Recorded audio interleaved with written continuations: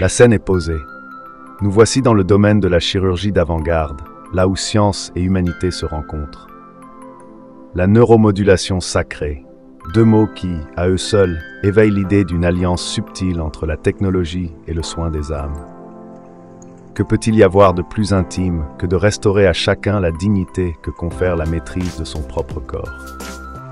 Sous la lumière de notre titre, la neuromodulation sacrée pour le traitement chirurgical de l'incontinence anale, se dessine le chemin d'une exploration scientifique parsemée d'innovation et d'élan d'humanité.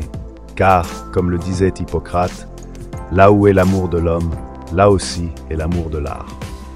La neuromodulation sacrée a émergé dans les années 80 comme une solution innovante pour les cas d'incontinence anale réfractaire, là où les traitements conventionnels, essentiellement par rééducation par biofeedback, n'avaient pas d'effet significatif. La neuromodulation stimule principalement la racine sacrée S3 pour permettre au sphincter de se contracter.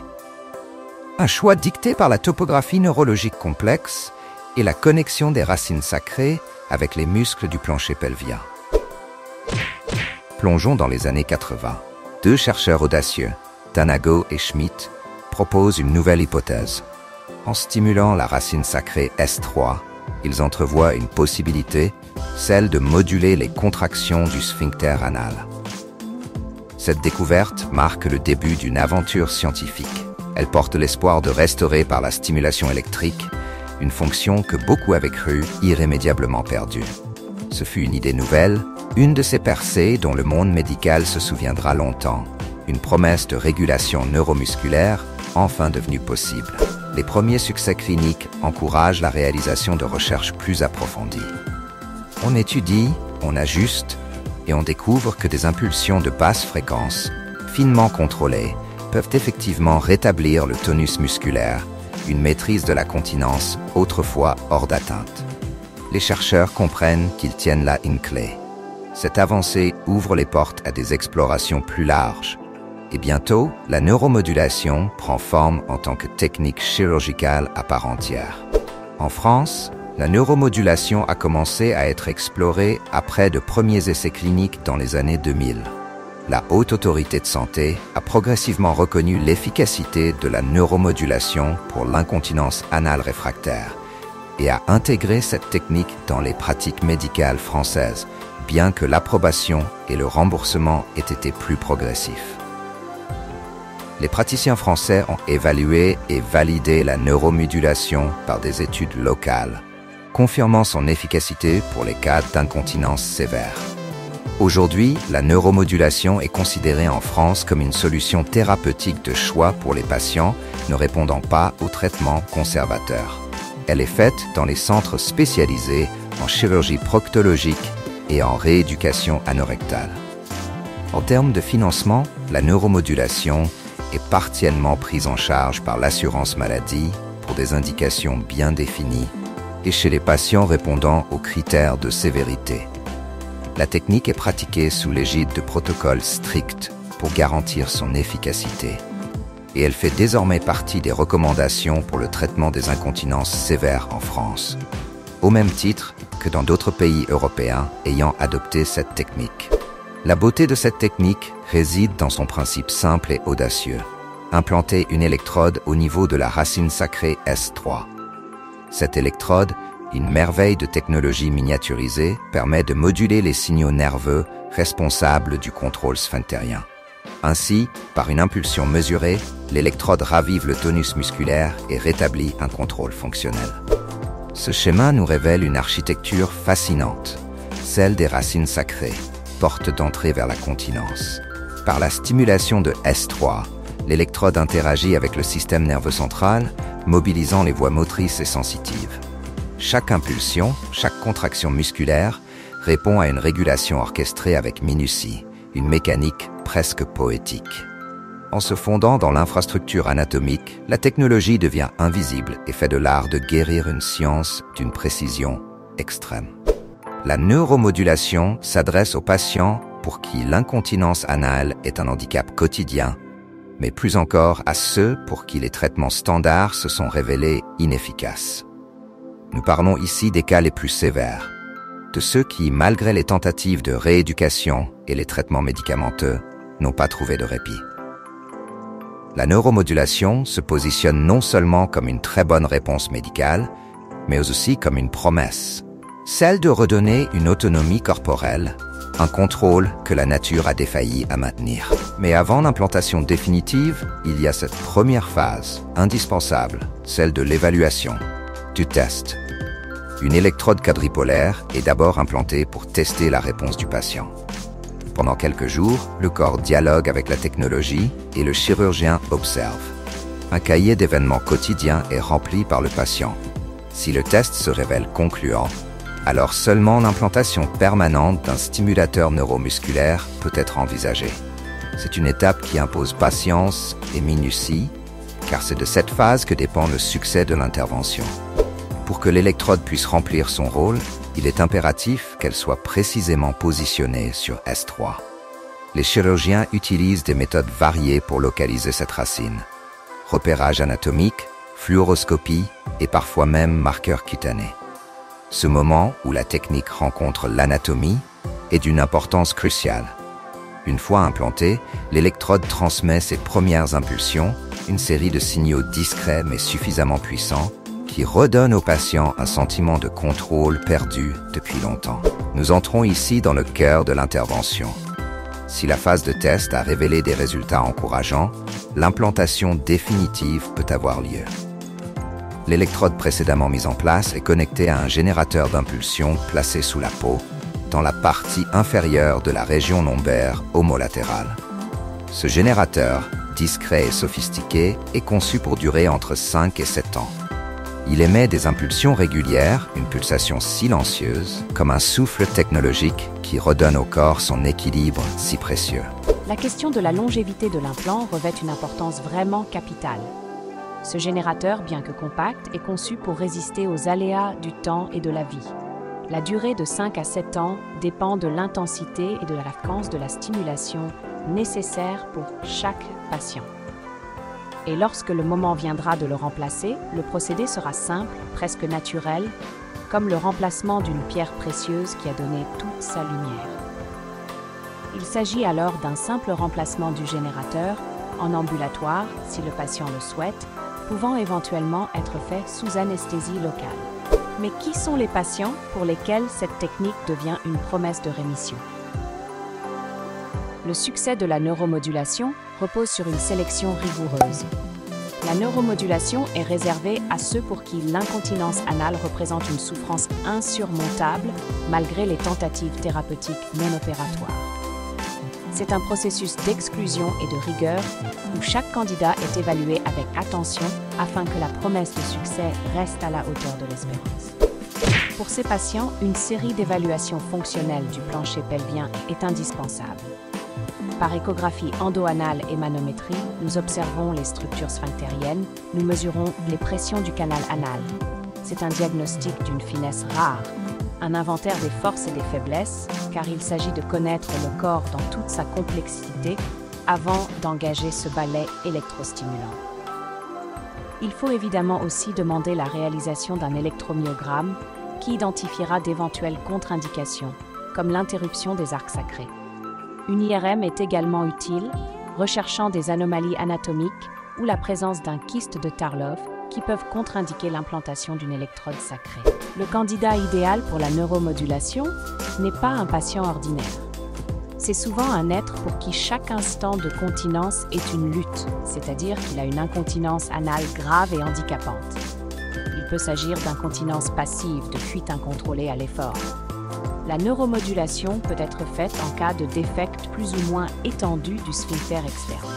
Dans ce cas, le résultat fonctionnel de la neuromodulation sera identique à celui d'une intervention faite sans défect sphinctérien. La neuromodulation devient alors la solution ultime, réservée aux cas exigeant une intervention au-delà de l'ordinaire.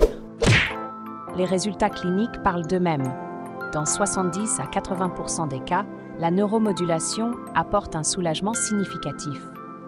La satisfaction des patients, mesurée à moyen terme grâce à des scores de qualité de vie, dépasse les 80%. C'est un succès mesurable, documenté, mais avant tout humain.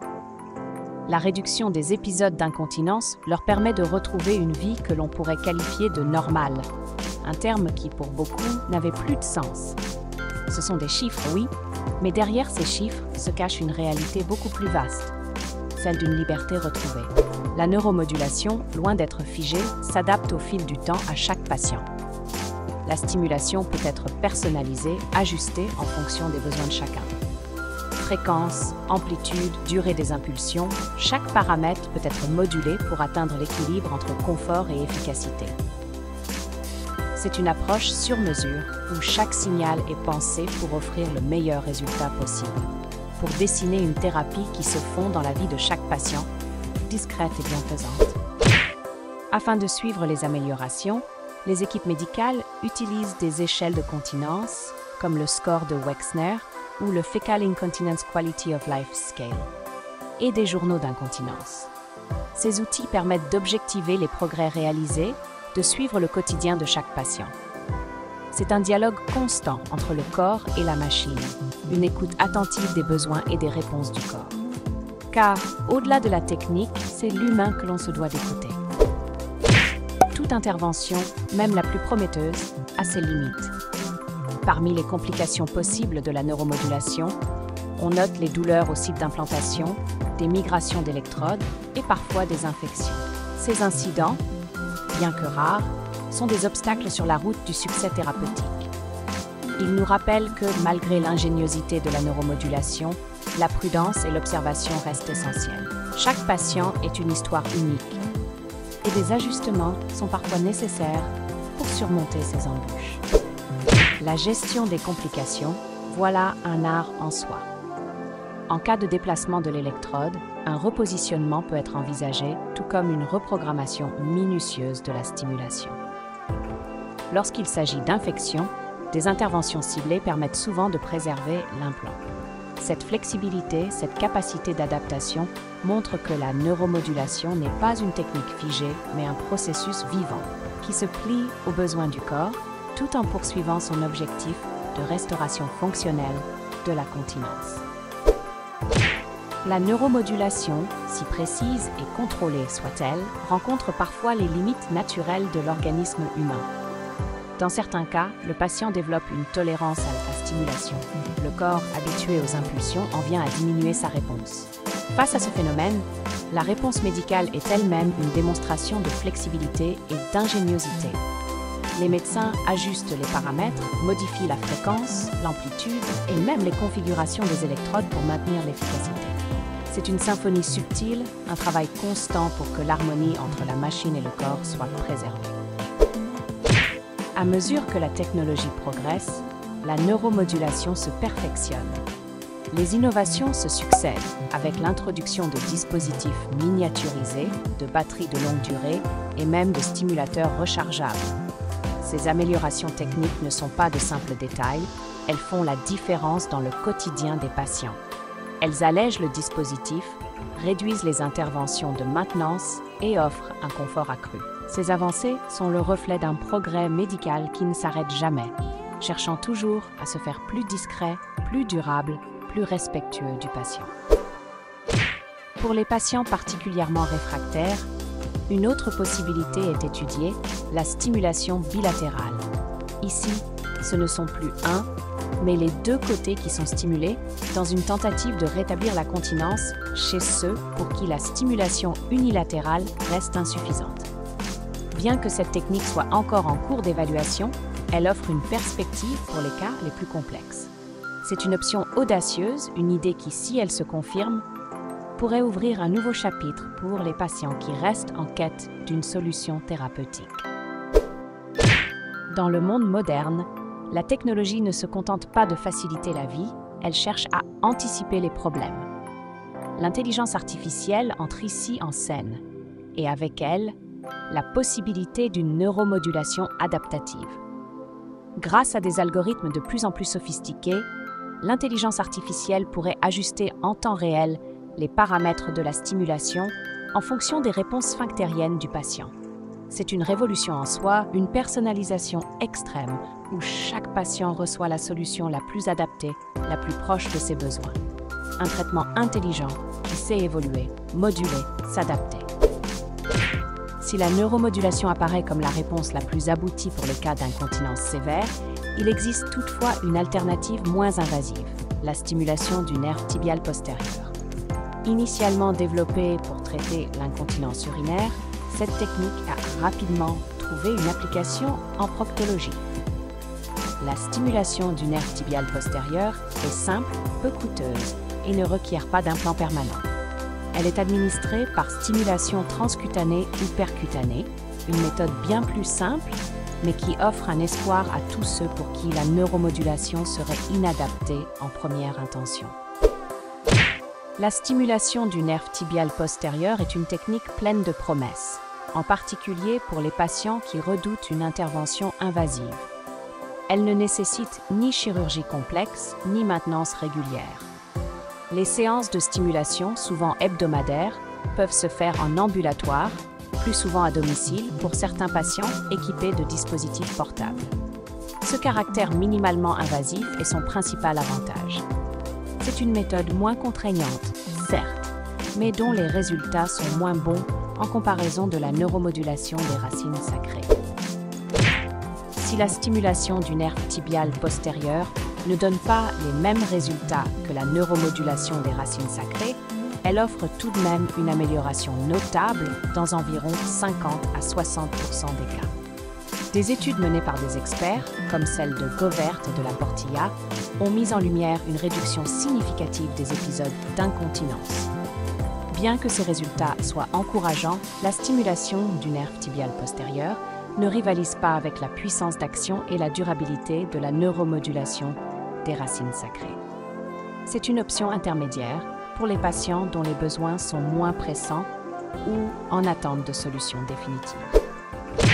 La neuromodulation des racines sacrées et la stimulation du nerf tibial postérieur, bien qu'elles appartiennent toutes deux à la famille des techniques de neuromodulation, diffèrent par leurs mécanismes, leurs indications et leurs effets.